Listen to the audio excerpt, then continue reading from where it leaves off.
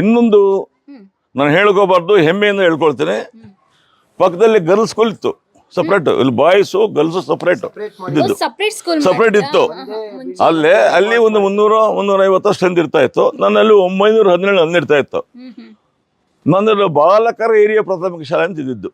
ಇದನ್ನು you make it underline ದಯವಿಟ್ಟು.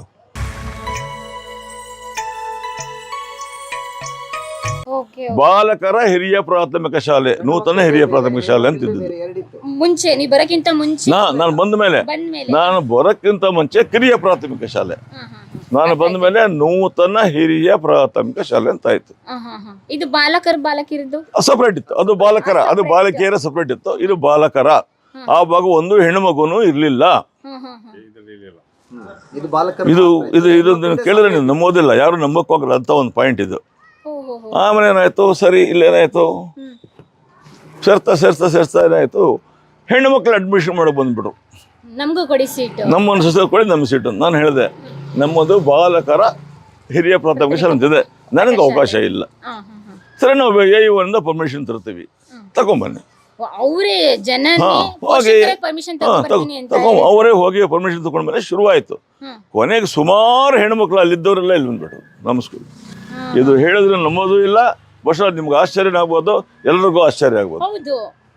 ಆಮೇಲೆ ಅದೇ ಪಕ್ಕ ಸ್ಕೂಲ್ನಲ್ಲಿ ಒಬ್ಬ ಹೆಡ್ ಮಾಸ್ಟರ್ ಅಂತ ಕೃಷ್ಣಮೂರ್ತಿ ಅಂತ, MG ಕೃಷ್ಣಮೂರ್ತಿ ಅಂತಿದ್ರು.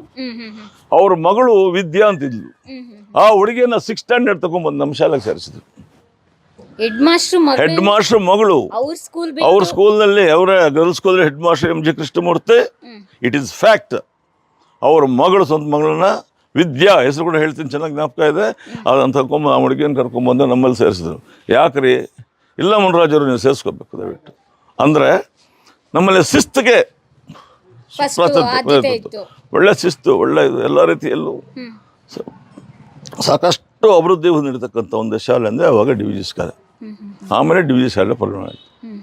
ಸರ್, ಇವಾಗ ಇದ್ರ ಬಗ್ಗೆ ರಿನೋವೇಷನ್ ಮಾಡ್ತಿರೋ ಉದ್ದೇಶ ಅದೇ, ಯಾಕೆ ಅಷ್ಟೊಂದು ಚೆನ್ನಾಗಿದ್ದು ಕಟ್ಟಡ ಎಲ್ಲರಿಂದ ಕಟ್ಸಿದೆ ಅಂತ ಹೇಳಿದ್ರಲ್ಲ? ಒಂದು ಹೆರಿಟೇಜ್ ಬಿಲ್ಡಿಂಗ್ ಅದು ಒಂದು ಆರ್ಕಿಟೆಕ್ಟ್ ಆಗಿರಲಿಲ್ಲ ಸ್ಕೂಲು, ಏನೋ ಒಂದು ಮನೆ ತರ ಕಟ್ಟಿದ್ರು.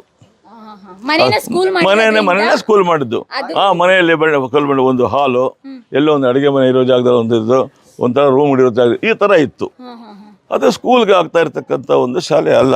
ಆದರೂ DV ಗುಂಡಪ್ಪನವರು ದಾನವಾಗಿ ಈ ಶಾಲೆಯನ್ನು ಕೊಟ್ಟಿದ್ದರಿಂದ, ಉಚಿತವಾಗಿ ಕೊಟ್ಟಿದ್ದರಿಂದ ಆ ಶಾಲೆ ಹಂಗೆ ನಡ್ಕೊಂಡು ಹೋಗ್ತಾ ಇತ್ತು. ಇದ್ಯಾರೋ ಮಹಾನುಭಾವರು ಅಲೆಕ್ಸಾಂಡರ್ ಬೋರ್ಡು ಅವರು ಅಲ್ಲಿ ಕಟ್ಸ್ಕೊಂಡ್ಬಂದು ಈ ಶಾಲೆಗೆ DV ಸ್ಕೂಲ್ ಭೇಟಿ ಕೊಟ್ಟು ಸುಮಾರು ಸರಿ ಇಂಥವ್ರನ್ನೆಲ್ಲ ಒಂದು ಪರ್ಮಿಷನ್ ತಗೊಂಡು ಇದರ ಒಂದು ಇದಕ್ಕೆ ಸಾಕಷ್ಟು ಕೊಡುಗೆ ಇವ್ರದಿದೆ. ಹೆಡ್ ಮಾಸ್ಟರ್ ಜೊತೆ ಇವ್ರು ಸೇರಿಕೊಂಡು ಪದೇ ಎಲ್ಲರನ್ನು ಕರೆಸ್ಕೊಂಡು ನನ್ನನ್ನು ಕರೆಸ್ಕೊಳ್ತಾ ಇದ್ರು, ಬನ್ನಿ ಸರ್ ಅಂತ, ಬಿಡ್ತಾ ಇರಲಿಲ್ಲ. ಸಾಕಷ್ಟು ಮೀಟಿಂಗ್ಗಳು ಮಾಡಿ ಅವ್ರು ಸಾಕಷ್ಟು ಸಪೋರ್ಟ್ ಕೊಟ್ಟು ಅವ್ರೇನು ಮಾಡಿದ್ರು, ಸರ್ ನಾವು ಸರ್ಕಾರದಿಂದ ಪರ್ಮಿಷನ್ ತಗೊಳ್ತೀವಿ, ಗರ್ಲ್ಸ್ ಸ್ಕೂಲು ಬಾಯ್ಸ್ ಸ್ಕೂಲು ಕೂಡ ಮರ್ಜ್ ಮಾಡ್ತೀವಿ, ಒಂದೇ ಮಾಡಿಬಿಟ್ಟು ನಾವು ನಮ್ಮ ಬಿಲ್ಡಿಂಗ್ ಕೊಟ್ಟಿದ್ವಿ, ಮಾಲೂರಲ್ಲಿ ಕಟ್ಸ್ಕೊಟ್ಟಿದ್ವಿ, ಬೇಕಾದಷ್ಟು ಕಡೆ ಕಟ್ಸ್ಕೊಟ್ಟಿದ್ವಿ, ನಿಮಗೂ ನಾವು ಕಟ್ಸ್ಕೊಡ್ತೀವಿ ಅಂತ ಹೇಳಿದ್ರು. ಹೌದು. ಆದ್ರಿಂದ ಅವ್ರು ಹೇಳಿದ್ರು, ಈಗ ಅವ್ರು ಹೇಳಿದ್ರು ಫಂಡ್ ಸೌರದೆ ಇಲ್ಲಿ ನಾವ್ಯಾರು ಏನು 3 ಕಾಸು ದುಡ್ಡು ಕೊಟ್ಟಿಲ್ಲ, ಅವ್ರು ಎಲ್ಲಿ ತಂದ್ರೋ ಏನೋ ಅವ್ರು ತಂದಿದ್ದಾರೆ, ಕಲೆಕ್ಟ್ ಮಾಡಿದ್ದಾರೆ, ಒಳ್ಳೆ ಇಂಜಿನಿಯರ್, ಒಳ್ಳೆ ಮಾಡ್ತಾ ಇದ್ದಾರೆ. ಖುಷಿ ಅವರು ಅಲ್ಲ ಬಿಡಿ, ಅವರು ಇವರಂತೂ ಬಂದ್ರೆ ಅವ್ರ ಹಿಂದನೇ ಇರ್ತಾರೆ ಎಲ್ಲದಕ್ಕೂ. ನಾವೆಲ್ಲೋ ಇರ್ತೀವಿ, ಹೋಗ್ತೀವಿ, ಇವಾಗ ಕರೆದ್ರು ಬಂದ್ವಿ ಅಷ್ಟೇ.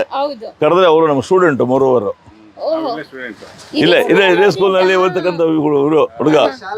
ಆದ್ರಿಂದ ನಮ್ಮ ಬಗ್ಗೆ ಅವ್ರ ಗೌರವ, ಅವ್ರ ಬಗ್ಗೆ ನನಗೆ ಗೌರವ. ಇಲ್ಲಿ ಓದಿದಂತ ವಿದ್ಯಾರ್ಥಿಗಳು ಮಹಾನ್ ವ್ಯಕ್ತಿಗಳಾಗಿದ್ರೆ ಅಂತ ಕೇಳ್ತಾ ಇದ್ದೆ. ನೋಡಿ, ಇದೇ ಊರಲ್ಲಿ ಉದಾಹರಣೆ ಕಾರ್ಪೊರೇಟರ್ ಆಗಿದ್ದಾರೆ ಇವರು. ಈ ತರ ಸಾಕಷ್ಟು ಸುಮಾರು ಜನ ಇಂಜಿನಿಯರ್ಸ್ ಆಗಿದ್ದಾರೆ, ಸುಮಾರು ಜನ ಡಾಕ್ಟರ್ಸ್ ಆಗಿದ್ದಾರೆ, ಸುಮಾರು ಜನ ಫಾರಿನ್ ಇದ್ದಾರೆ. ಇವತ್ತು ನನಗೆ ಫೋನ್ ಮಾಡ್ತಾರೆ, ಎಲ್ಲೇ ಇರಲಿ ಕೂಡ ಬಂದು ನನಗೆ ಮೊನ್ನೆನೂ ಒಂದು ಸನ್ಮಾನ ಮಾಡಿದ್ರು, ಎಲ್ಲ ಒಂದು ಬ್ಯಾಚ್, ಆ ಒಂದು ವರ್ಷದ್ದು ಸರ್ ಬರಬೇಕು ಅಂತ. ಆ ರೀತಿಯಾಗಿ ಬೆಳೆದಿರ್ತಕ್ಕಂಥ ಒಂದು ಶಾಲೆ. ಈಗ ಅವರು ಒಂದು ಡಿಪಾರ್ಟ್ಮೆಂಟ್ ಪರ್ಮಿಷನ್ ತಗೊಂಡು ಒಂದು ಶಾಲೆ ಯಾವ ಕ್ಯಾರೆಕ್ಟರ್ ಹೆಂಗಿರಬೇಕು ಆ ಥರ ಪ್ಲ್ಯಾನ್ ಹಾಕಿ, ಪ್ಲ್ಯಾನ್ ಇಂಜಿನಿಯರಿಂದ ಅಪ್ರೂವ್ ಮಾಡಿಸಿ, ಪ್ರತಿಯೊಂದನ್ನು ಪರ್ಮಿಷನ್ ತಗೊಂಡು, ಮುನ್ಸಿಪಾಲಿಂದ ಲೈಸೆನ್ಸ್ ತಗೊಂಡು, ಈಗ ಅದರ ಪ್ರಕಾರ ಕಟ್ಸ್ಕೊಡ್ತಾ ಇದ್ದಾರೆ. ಒಂದು 2 ಶಾಲೆನೂ ಒಂದು ಮರ್ಜ್ ಮಾಡಿ ಮಾಡ್ತಾ ಇದ್ದಾರೆ. ಯಾವಾಗ ಇದು ಕೆಡವಿದ್ದು ಕಟ್ಟಡನ? ಅಂದ್ರೆ ಎಕ್ಸಾಮ್ ಆದ್ಮೇಲೆ ಎಕ್ಸಾಮ್ ಇವಾಗ ರೀಸೆಂಟ್ ಆಗಿ ಶಿಫ್ಟ್ ಆದ್ಮೇಲೆ ಲಾಸ್ಟ್ ಇಯರ್ ಎಲ್ಲಿ ಶಿಫ್ಟ್ ಆಯ್ತು ಅದು ಅಲ್ಲಿ ಆಂಜನೇಯ ಸ್ವಾಮಿ ದೇವಸ್ಥಾನದ ಹತ್ರ ಒಂದು ಶಾಲೆ ಇತ್ತು ಮೊದಲು ಲೂರ್ದು ಸ್ಕೂಲ್ ಅಂತ. ಆ ಸ್ಕೂಲ್ಗೆ ಪರ್ಮಿಷನ್ ತಗೊಂಡು ಅಲ್ಲಿ ನಡೆಸ್ತಾ ಇದ್ದೀವಿ ಆಗೋವರೆಗೂ. ಅದೆಲ್ಲ ಬಹಳ ದಿವಸದಿಂದ ಪ್ಲಾನು ಏನ್ ಮಾಡ್ಬೇಕು. ಇವಾಗ ಎಷ್ಟು ಸ್ಟ್ರೆಂತ್ ಇದೆ ಸರ್ ಸ್ಕೂಲ್ ಅಲ್ಲಿ? ಇವಾಗೆಲ್ಲ ಕಡಿಮೆ ಇರ್ತಮ್ಮ. ಇದೆ. ಓ 400 ಚಿಲ್ಲರೆ ಕಡಿಮೆ ಇಲ್ಲ ಸರ್. 400 ಜನ ಕಡಿಮೆ ಅಲ್ಲ ಇವಾಗ. ಇಲ್ಲ ಅದು ಜಾಸ್ತಿ. ನಾನು ಮೇಲೆ 400 ಜನ ಇದ್ದಾರೆ ಅಂದ್ರೆ ಗ್ರೇಟ್ ಸರ್. ಯಾಕೆಂದ್ರೆ ನಮ್ದು ಕನ್ನಡ ತಮಿಳು ತೆಲುಗು ಅನ್ಕೊಂಡು, ಕನ್ನಡ ತಮಿಳು ತೆಲುಗು ಇರ್ಲಿ ಇಂಗ್ಲಿಷ್ ಮೀಡಿಯಂ ಅನ್ಕೊಂಡು ಮಕ್ಕಳನ್ನ ಕನ್ನಡ ಶಾಲೆಗೆ ಸೇರ್ಸೋದು ಕಡಿಮೆ ಆಗಿ ಪ್ರತಿ ಒಂದು ಹಳ್ಳಿ ತಾಲೂಕು ಮಟ್ಟದಲ್ಲಿರುವಂತ ಕನ್ನಡ ಶಾಲೆಗಳು, ಹಿರಿಯ ಪ್ರಾಥಮಿಕ ಪಾಠಶಾಲೆ ಮತ್ತೆ ಕಿರಿಯ ಪ್ರಾಥಮಿಕ ಪಾಠಶಾಲೆಗಳು ಬಾಗ್ಲು ಮುಚ್ತಾ ಇದಾವೆ. ಶಿಕ್ಷಕರು ಮರ್ಜ್ ಆಗ್ತಾ ಇದ್ದಾರೆ. ಸ್ಕೂಲ್ಗೆ 4-5 ಜನ ಇದ್ದಾರೆ ಈಗ. ಹೌದು. ಪರಿಸ್ಥಿತಿ ಇದೆ. ಮತ್ತೆ 4-5 ಜನ ಅಂದ್ರೆ 4-5 ತಾಲೂಕಲ್ಲಿರೋಂಥ ಸ್ಕೂಲ್ಗಳೆಲ್ಲ ಮುಚ್ಚಿ ಒಂದು ಸ್ಕೂಲ್ ಮಾಡಿ ಒಂದೇ ಟೀಚರ್ಗೆ 1ರಿಂದ 7ನೇ ತರಗತಿ ಮಕ್ಕಳು ಹಾಕಿ ಮಾಡ್ತಾ ಇದ್ದಾರೆ ಸುಮಾರು. ಕರೆಕ್ಟಾಗಿ ಅವ್ರಿಗೆ ಪಾಠ ಮಾಡಕ್ಕೂ ಆಗಲ್ಲ, ಸುಮಾರು. ಹೇಳ್ಕೊಡೋದಕ್ಕೂ ಆಗಲ್ಲ, ಪ್ರಾಯೋಗಿಕವಾಗಿ ಮಕ್ಳಿಗೆ ಕಲ್ಸಕ್ಕಾಗಲ್ಲ, ಸಾಂಸ್ಕೃತಿಕವಾಗಿ ಕಾರ್ಯಕ್ರಮಗಳೆಲ್ಲ ಅವ್ರನ್ನ ಇನ್ವಾಲ್ವ್ ಮಾಡ್ಕೊಳಕ್ಕಾಗಲ್ಲ. ಅಂತವ್ರು ಈ ಶಾಲೆನ ಒಂದ್ಸತಿ ಭೇಟಿ ಮಾಡಿ ಸರ್ ಒಂದು ವರ್ಷ ಆಗ್ಬೋದು ಅನ್ಕೊಳ್ತೀನಲ್ವಾ ಸರ್? ಡಿಸೆಂಬರ್ ಜನವರಿ ಒಂದು ವರ್ಷ ಆಗುತ್ತೆ. ಪೂರ್ತಿ ಆಗೋ ವರ್ಷ ದಯವಿಟ್ಟು ಬನ್ನಿ ತಿರುಗಿ ಬರ್ತೀವಿ ಸರ್. ಮತ್ತೆ ಶಾಲೆ ಕಟ್ಟಡ ಎದ್ದು ನಿಂತ್ಮೇಲೆ ಮಕ್ಕಳೊಂದಿಗೆ ನಮ್ಮ ಡಿಜಿಟಲ್ ಮಾಧ್ಯಮದಲ್ಲಿ ಮತ್ತೊಂದು ವಿಡಿಯೋ ಮಾಡ್ತೀವಿ. ಅಷ್ಟೇ. ಈಗ ಇರ್ತಕ್ಕಂಥ ಮುಖ್ಯ ಉಪಾಧ್ಯಾಯರು ಸೊಣ್ಣಪ್ಪ ಅಂತ, ಅವರು ಅಷ್ಟೇ ಇವ್ರ ಸಹಕಾರ ತಗೊಂಡು ಆತ್ಮ ಸಾಕಷ್ಟು ಸ್ಟ್ರಗಲ್ ಮಾಡ್ತಾ ಇದ್ದಾನೆ. ಆತ್ಮ ಅದನ್ನ ಇದಕ್ಕೋಸ್ಕರ ಬಿಲ್ಡಿಂಗ್ ಕಟ್ಟಕ್ಕೆ, ಬಿಲ್ಡಿಂಗು ಕಟ್ಟಕ್ಕೆ, ಯಾಕೆ? ಬಿಲ್ಡಿಂಗ್ ಆಗೋದಕ್ಕೆ ಆತ ಕೂಡ ಒಂದು ಕಾರಣ. ಆತ್ಮ ಓಡಾಡಿದ್ದಾನೆ, ಸಾಕಷ್ಟು ಒದ್ದಾಡಿದ್ದಾನೆ.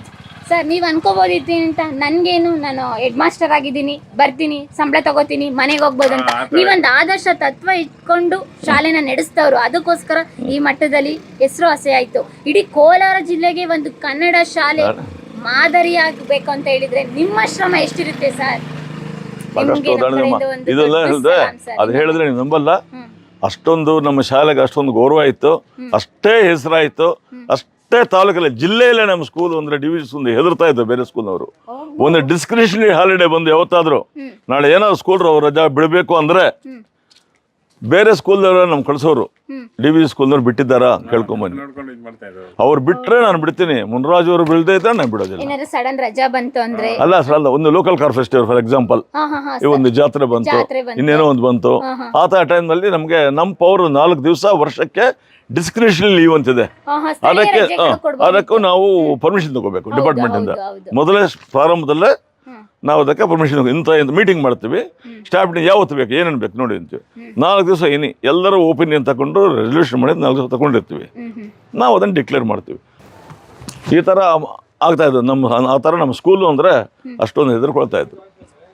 ಅದೇ ಮಾದರಿ ಶಾಲೆಯಾಗಿ ನೀವು ಶ್ರಮ ವಹಿಸಿ ಮಾಡಿದ್ಕೆ ಸಾಧ್ಯ ಆಯ್ತು ಸರ್. ಇಲ್ಲ ಅಂದ್ರೆ ಇವಾಗಿನ ಕೆಲವೊಂದು ಶಿಕ್ಷಕರು ನೋಡಿದೀನಿ, ಬರೀ ಸ್ಕ್ಯಾಮ್ಗಳಲ್ಲೇ ತಗ್ಲಾಕೊಳ್ತಾರೆ.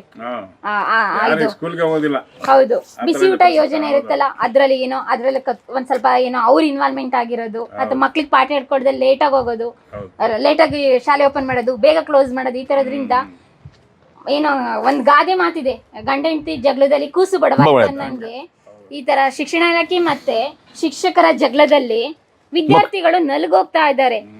ಮಕ್ಕಳಿಗೆ ಬೇಸಿಕ್ ಎಜುಕೇಶನ್ ಎಷ್ಟು ಇಂಪಾರ್ಟೆಂಟ್ ಅನ್ನೋದು ಪ್ರತಿಯೊಬ್ಬರಿಗೂ ತಿಳ್ಕೊಬೇಕು, ಪ್ರತಿಯೊಬ್ಬರು ಪೋಷಕರು ತಿಳ್ಕೊಬೇಕು. ನಮ್ಮ ಶಾಲೆ ಉಳಿಬೇಕು ಅಂತ ಹೇಳಿದ್ರೆ ಶಿಕ್ಷಕರೊಬ್ಬರೇ ಕಾರಣ ಆಗಲ್ಲ. ಆ ಸ್ಥಳೀಯರು, ಆ ಪೋಷಕರು, ಆ ತಾಲೂಕು, ಆ ಹಳ್ಳಿಯಲ್ಲಿರುವ ಪ್ರತಿಯೊಬ್ಬರು ಕಾರಣ ಆಗ್ತಾರೆ. ಅಲ್ಲಿ ಪರಿಸರನು ಕೂಡ ಕಾರಣ ಆಗುತ್ತೆ. ಒಂದು ಉತ್ತಮವಾದ ಪರಿಸರ ನಿರ್ಮಾಣವಾಗಿದೆ. DVG ಅವ್ರ ಕಾಲೇಜ್ ಅಂತ ಹೇಳ್ತಿದ್ದೀನಿ ಸರ್. ಇವಾಗ ಸ್ಕೂಲ್ ಆಗಿದೆ, ಮುಂದೊಂದು ದಿನ ಕಾಲೇಜು ಕೂಡ ಆಗ್ಲಿ, ಅವಾಗ್ಲೂ ಕೂಡ ನಾವು ಬರ್ತೀವಿ.